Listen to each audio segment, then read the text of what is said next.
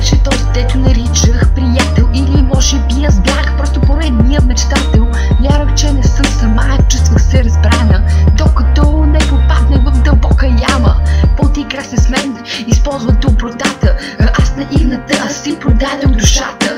Бях готова с тебе да мина дори през клада, болезнена и пареща като огнена жарава.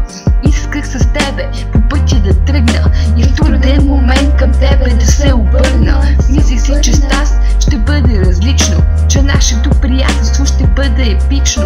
Но ти си от този тип хора, на които им пука, ако имат изгода. От такива като тебе аз не се нуждая, че мога сама, сега ще ти призная. Всичко започна, бяхме малки деца и усмивки озаряваха нашите лица.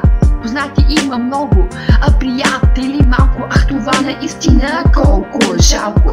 Безкръвно играхме по цели дни пред блока и дори не подозирахме за болката жестока, която животът на нашите предостави. Явно грешни бяха нашите представи.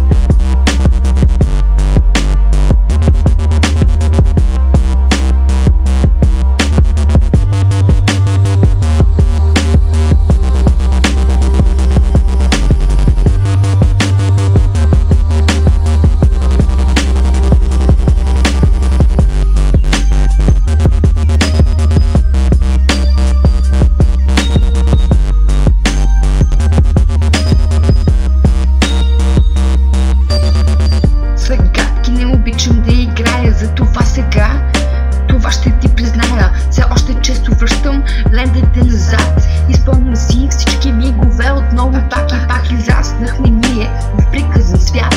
Но ето, че съдбата настъпва и обра, годините изчезва от съзнанията ни добрата пея. Но с това, което съм днес изцяло се гордея. Аз не станах като теб, долен предател, вместо това останах верен приятел.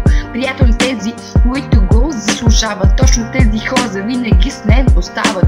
А ти, равняващия, какво ще постигнеш с тези предателства, къде мислиш да стигнеш? Наивница на годината сама се наричам. Истината няма защо да я отричам. Да, наивна бях, че ти се доверявах и за всяка твоя грешка очите си затваря. И въпреки всичко, все пак ти благодаря. Всяка моя грешка ме прави по-добра.